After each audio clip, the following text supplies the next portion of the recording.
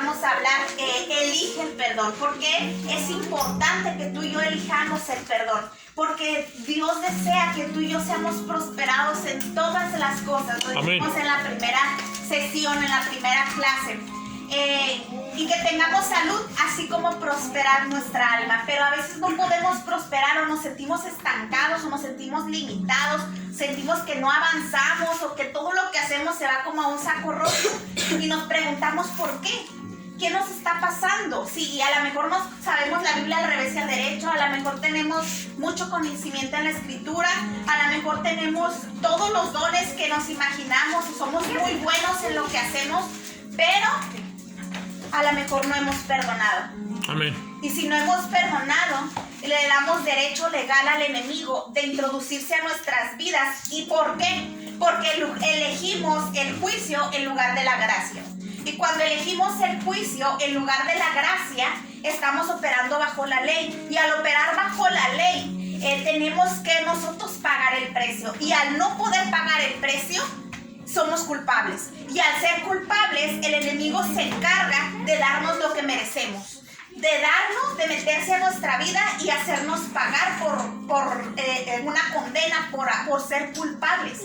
Entonces es por eso que a veces no podemos avanzar en ciertas cosas, porque hay algo que necesitamos trabajar, y es el perdón. Amén. El perdón. La palabra del Señor, hemos estado hablando, estoy dando un pequeño resumen para los que a lo mejor es la primera vez que se conectan, puedan entender de qué vamos a hablar el día de hoy.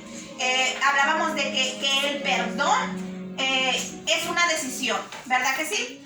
No es un sentimiento, no es si me nace, es una decisión. Si tú quieres perdonar, lo vas a hacer. Pero hay veces que nuestras heridas son tan grandes y tan profundas, tan dolorosas, que nos provoca tanto dolor que nos aferramos a esa herida, a esa falta de perdón, porque nos provoca dolor. Pero no queremos soltarlo, porque al soltar el perdón, sabemos que el perdón va a traer libertad a la otra persona.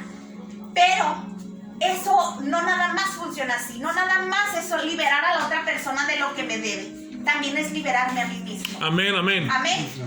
Y no queremos, y preferimos que pague aunque yo tenga que cargar con la culpa, con el rencor, el resentimiento, la enfermedad, porque a veces la falta de perdón se psicomatiza. ¿Qué quiere decir? Que no nada más es algo emocional, que es que te afecta a nivel emocional, que te afecta a nivel mental, también te afecta en el cuerpo. Está demostrado que una de las causas de cáncer principalmente ha sido por guardar rencor. Y el rencor viene por no perdonar. Enfermedades del corazón y todo ese tipo de cosas. Entonces, hemos hablado la semana pasada de la ley del juicio y la ley de la siembra y la cosecha. ¿Se acuerdan? Amén. ¿Qué se acuerdan? A ver, ¿quién quiere participar? Que lo que uno sembrar, eso también cosechará. Así es. Si tú siembras perdón, vas a cosechar perdón. Pero si tú siembras juicio vas a cargar para sí.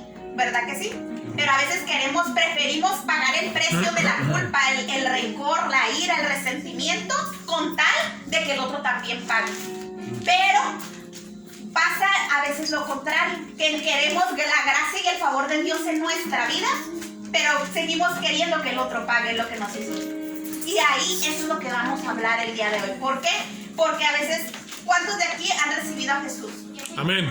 ¿Cuántos de aquí han recibido el favor de Dios en sus vidas? Amén. ¿Cuántos de aquí han sido perdonados por Jesús? Amén. ¿Y cuántos de aquí han perdonado? Amén. A todos. Gloria al Señor. Pero a veces siempre nos van a estar pasando. Tenemos que vivir en una realidad.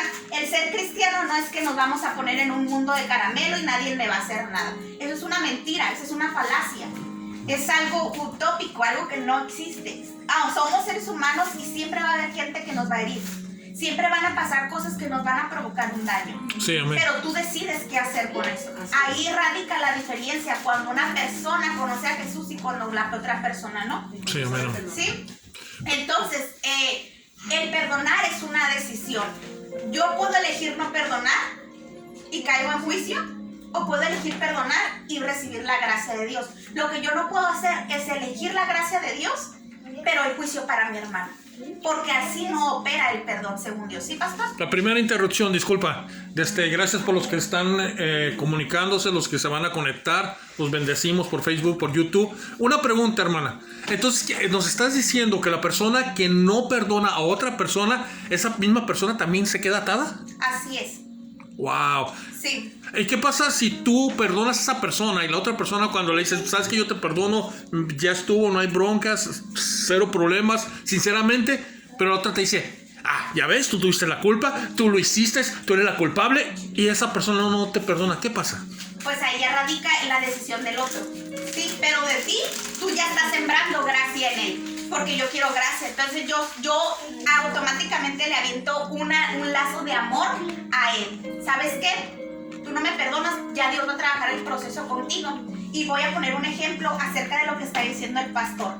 Hubo una escena en el Nuevo Testamento en donde hubo el primer mártir después de Jesús, el primer asesinado en la iglesia primitiva, y este se llamaba Esteban. Dice la palabra del Señor que fue apedreado hasta la muerte. ¿Sí? Y Esteban dijo algo.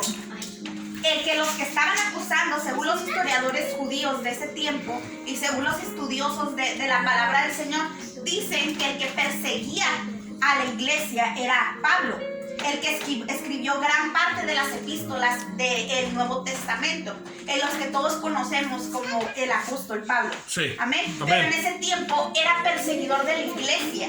Él se encargaba porque creía que los cristianos no venían de Dios. Él estaba bajo la ley y él quería, él perseguía a la iglesia. Entonces, uno de los primeros mártires que él se encargó de que lo mataran era Esteban.